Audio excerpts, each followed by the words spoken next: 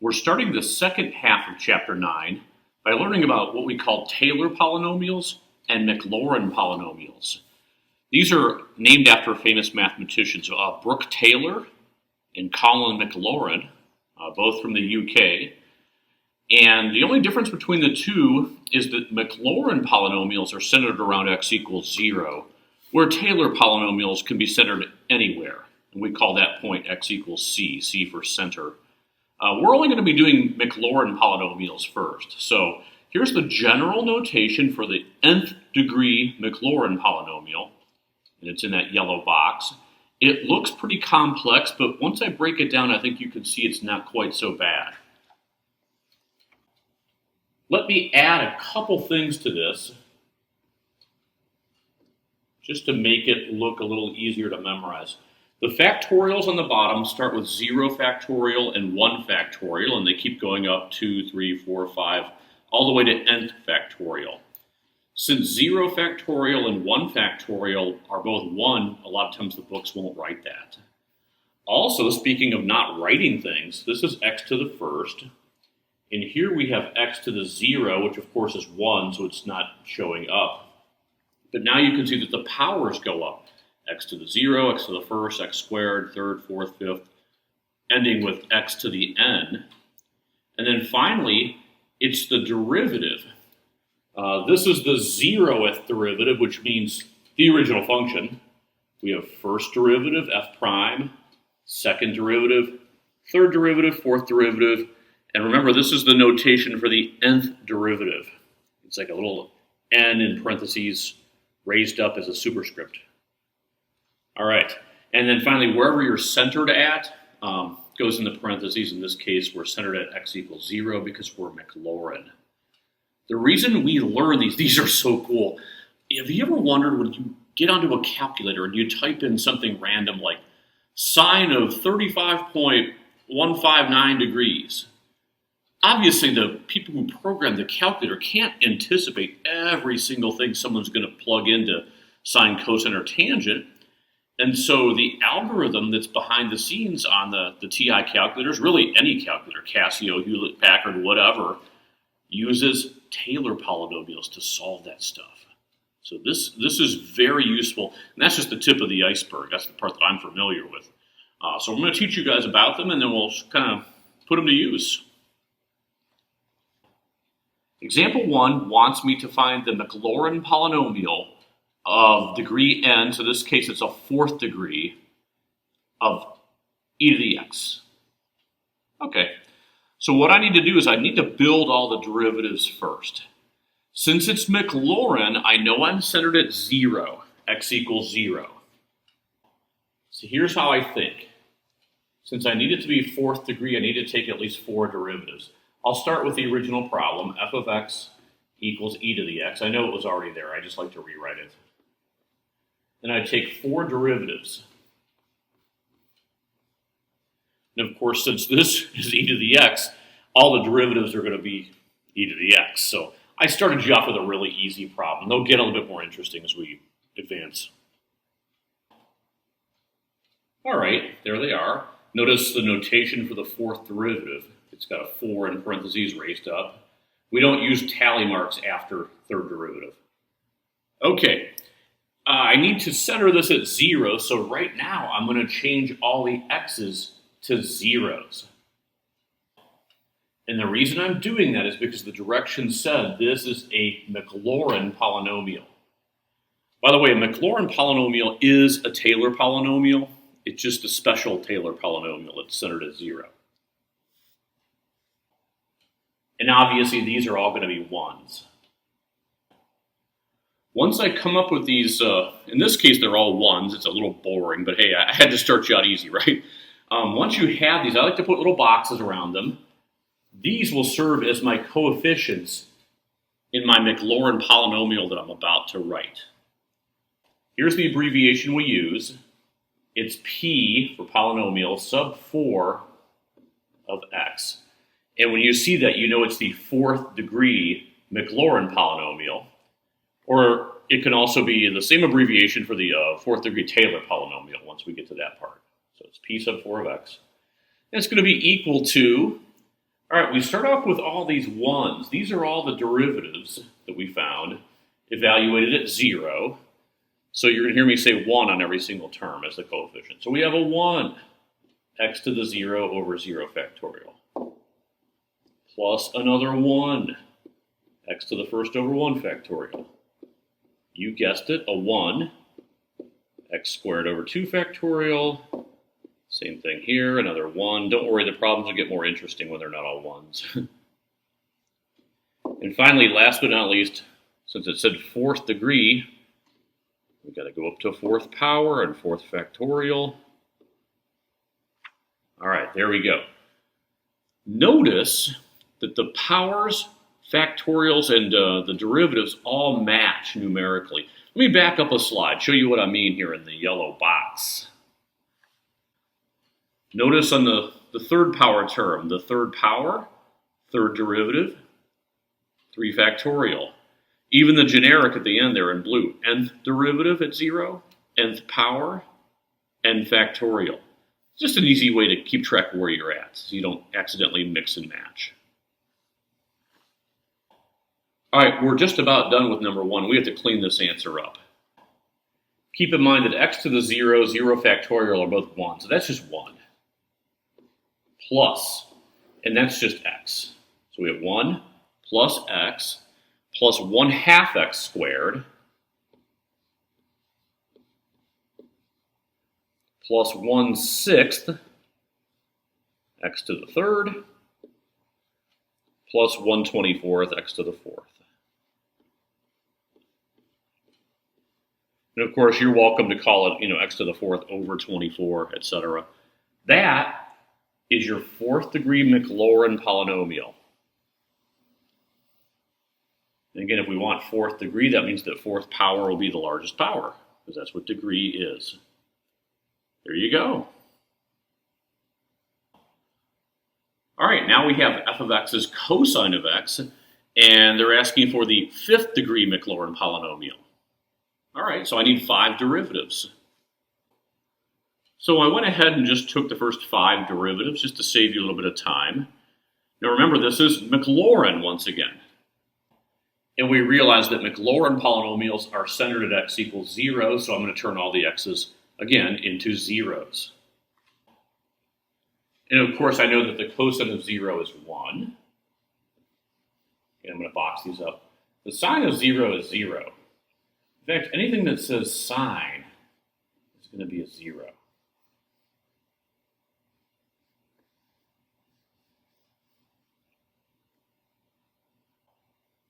And of course, this is going to be -1. That'll be +1 once again. All right, we're ready to write our 5th degree Maclaurin polynomial using these coefficients that we have found. We'll start off with a 0 term. So we have 1 x to the 0 over 0 factorial plus 0 x to the first over 1 factorial. Obviously, I'm doing a lot of extra writing just to sort of get you guys in the flow of things. I'm going to simplify greatly. Plus -1 x squared over 2 factorial plus, here's 3 factorial, x to the third. What's my coefficient? 0, all right. 2 more. 4th and 5th powers and factorials. Almost done. The 4th gets a 1. The 5th gets a 0 as its coefficient. So I'm ready to write the final answer. The 5th degree Maclaurin polynomial for cosine of x is, let me knock out all the zeros, I don't want to write them. Okay, here we go. This is just 1 minus because of the negative, 1/2 x squared plus 1/24 x to the fourth.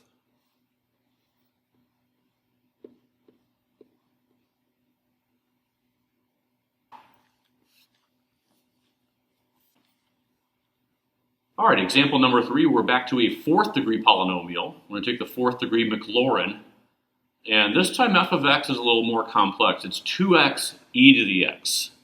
So when we take derivatives, we're going to start hitting some product rules. So this will be a little bit more work intensive. Okay, first derivative, f prime of x. The 2x will be the u, the e to the x will be the v. So we have u prime v, that'll just be 2 e to the x, plus u v prime, that'll be 2x e to the x.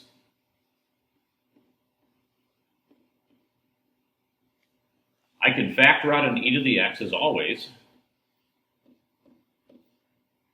leaving me with 2 plus 2x.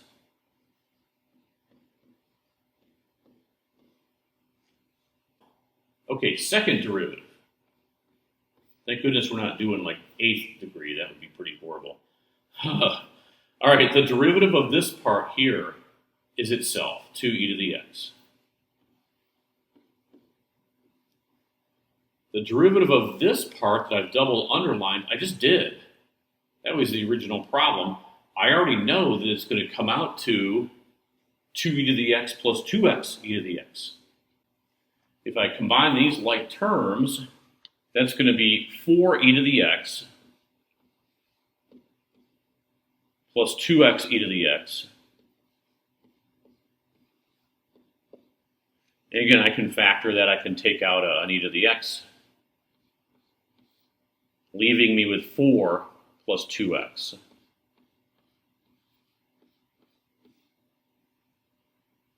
Okay, just to save a little bit of time, you can see the pattern forming because each derivative takes a part of the derivative ahead of it. So again, here is the first derivative, second derivative.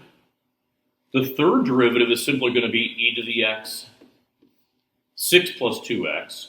Again, if you want to verify this independently, that's totally fine. The fourth derivative will be e to the x, you guessed it, 8 plus 2x. Okay, so that saves a little bit of time. Now remember that this 4th degree polynomial is Maclaurin, and so that means it's centered at x equals 0, so I'm going to turn all the x's into zeros everywhere. All right, now I can finally get my coefficients. The regular equation, the 0th degree, is going to be 2 times 0 times 1, that's 0. And I like to put squares around my coefficients, that way I know I've got them. All these e to the zeros will be 1 in front, so I don't really need any of them. 2 plus 0, that's a 2. This will be a 4 plus 0. I think you can see the pattern. This is going to be a 6. And an 8. Let's box those up. So 0, 2, 4, 6, 8. I can memorize that. All right, I'm ready to write my Maclaurin polynomial. But since I'm out of room, I'll go to a blank sheet. All I have to remember is the coefficients. 0, 2, 4, 6, 8. Who do we appreciate? Calculus. Calculus. Yeah. No, I got to cut that from the video. Nobody needs to hear me say that. Jeez.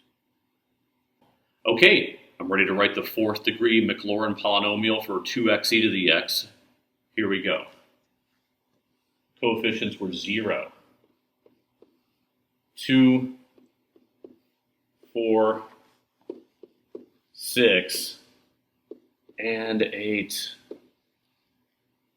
All right, 4th degree. So this should end with a 4th power of 4 factorial. I'll just go backwards this time. 3, 2, 1, 0. And then it's x to the 0, the 1st, 2nd, 3rd, and I've already got the 4th. All right, that's my answer, but it's way drastically unsimplified, so let's clean it up a little bit before I put a big oval around it. This right here, 0. That's 2x. That's plus 2x squared. Remember, 3 factorial is 6. The 6's are going to cancel, so that's just going to be plus x to the third. And 4 factorial is 24. 8/24 is better known as 1/3, so plus 1/3 x to the 4th power. That is your 4th degree Maclaurin polynomial.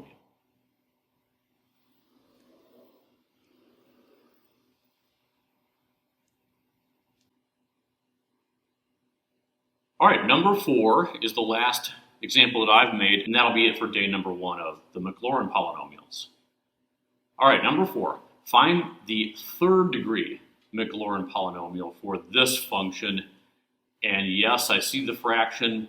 It's a quotient rule. That's why I only made it 3rd degree, because the derivatives are going to be a little nasty here.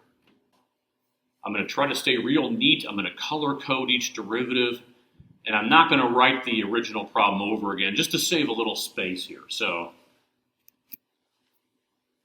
first derivative, we'll go with some red.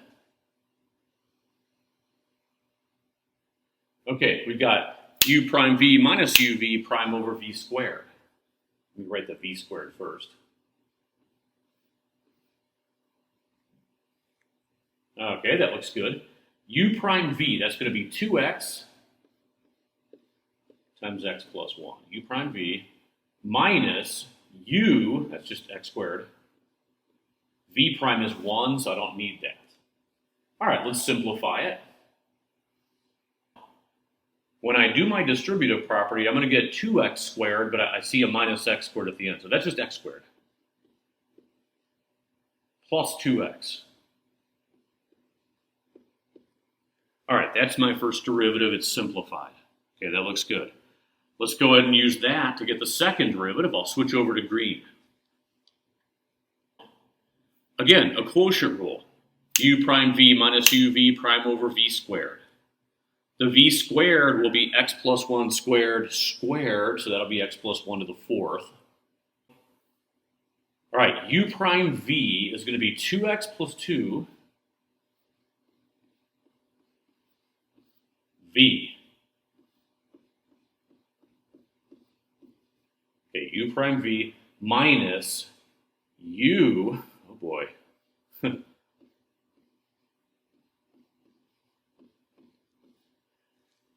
v prime, that's going to be 2 quantity x plus 1 to the 1st power, which I won't write, and the chain rule is times 1, so we're good there. Okay. Oh, what a mess. All right, I want to simplify that because I don't want to try to take a 3rd derivative off of that. That would be a disaster. All right, the first thing I can do here is I can factor. If you notice that every single term, 1, 2, 3 terms, they all have x plus 1s in them. So let's get rid of an x plus 1 from each one. Okay, this is gone.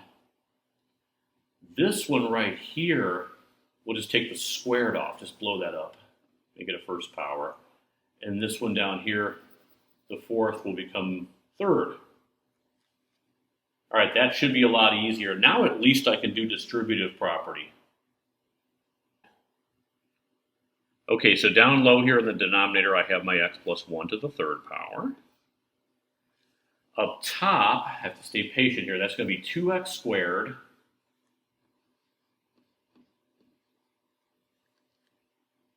plus 2x plus another 2x. That's plus 4x.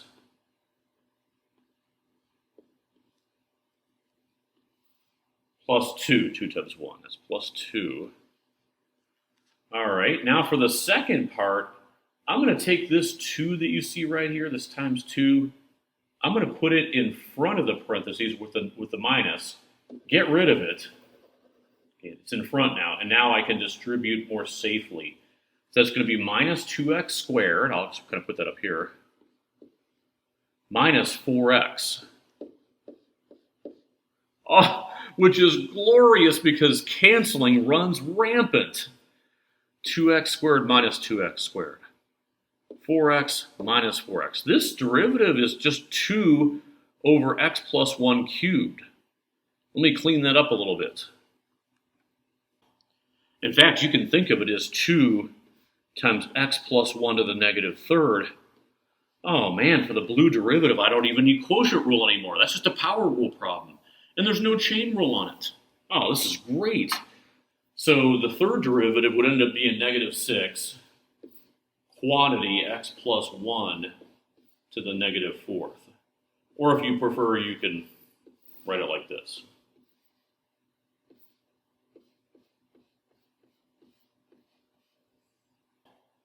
All right, let me circle all my equations. Here's the original. Circle these all in black.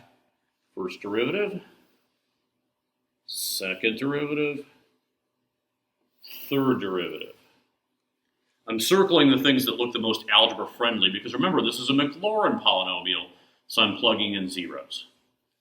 All right, let's take the original. If all the x's were zeros, that would be 0 over 1, that's 0. Okay, the red, the first derivative. If I plug x equals 0 in, I get 0 plus 0. Oh no. Over 1, that's also 0. These all come out zeros. I'm going to be a little irritated. Oh no, I'm good. All right, plugging a 0 in here is going to give me 2 over 1, so that's 2. At least there's a function. And this will be -6 over 1, that's going to be -6. So the coefficients are 0, 0, 2, -6. 0, 0, 2, -6. I can remember that. Okay, we'll go to a blank sheet and we'll produce the answer for the third degree Maclaurin polynomial of f of x. All right, there, I have some space for myself. Okay, the coefficients were 0, 0, 2,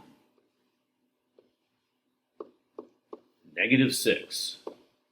I did all that derivative work to come up with that stuff. The rest is super simple. This is the 0 power, 0 factorial.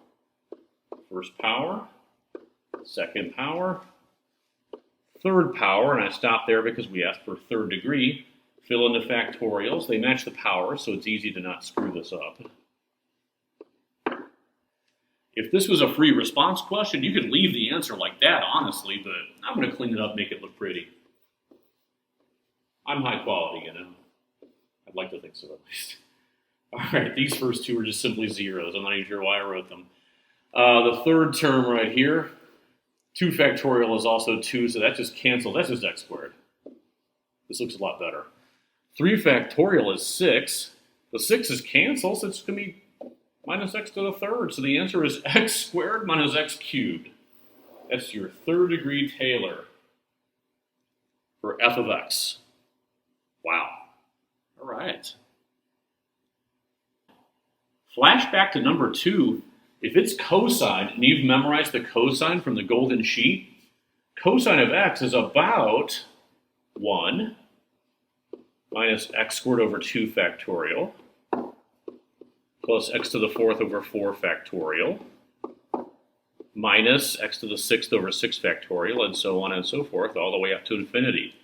If you just want the 5th degree, all I need to do is just take really the first 3 terms here, and that's exactly what we got. Obviously, the 5th power being 0, we didn't need it. It's right there. Wow. So if you memorize the sheet, you don't have to do any of that red stuff off on the left. So you can start to see why having that laminated sheet is huge. You should memorize sine of x, cosine of x, and e to the x off of that sheet for sure, at least early on, and you'll save a ton of time, both in my homeworks, my tests, and my quizzes, but also the AP exam. You're done with probably FRQ number 6. It's been number 6 like the last 20 years. It'll be the last problem on a 3-hour test. You're going to be tired. Don't do it the long way. All right, here's the graph of y equals sine of x. Okay, not too surprising. And now what we're going to do is we're going to start by making the Maclaurin polynomial appear. So the first degree polynomial, Maclaurin, for sine was just x. So I'm going to graph y equals x. And obviously you know what this looks like already. It's just a diagonal line through the origin. I must say though, if I zoomed in really, really, really tight to the origin, so that you couldn't see very far away from it, I don't think you would know which graph was which between red and green. I might be able to pass green off for red, be like, oh yeah, that's a sine graph, even though it's not. But as you move away from the origin, it gets very obvious which one's the correct graph, the red one, and which one's the imposter, the green. But what if I add a few more terms? Now I have y equals, believe it or not, that first thing is an equal sign. One of the equal to prongs isn't showing up very well. It's y equals x minus x to the third over 3 factorial. That's going to be a better approximation.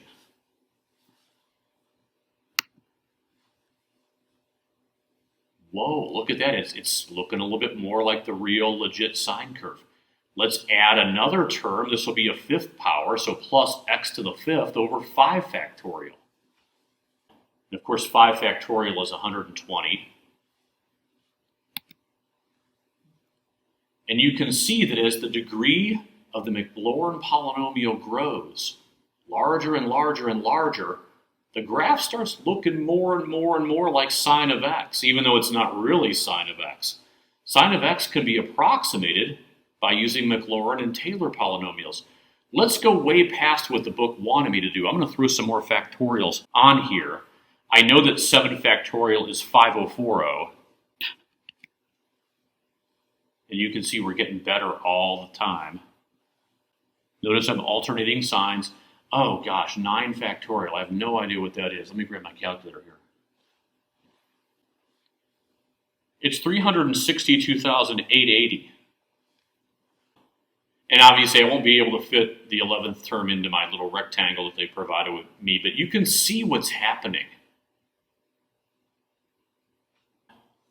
All right, as you can see, this is centered at 0. And if I zoomed in at 0, you would not be able to tell that any of those graphs are any different from each other. They are all tightly wound. This almost reminds me of, like, braiding someone's hair real tight, or maybe like the end of a rope is, a rope is wound together real tight, but then it starts to fray. And the ones with the bigger degrees tend to kind of hang with the sine curve a little longer. The ones with the smaller degrees, like y equals x to the first, they fly off right away. They're like split ends in your hair. Not that I would know.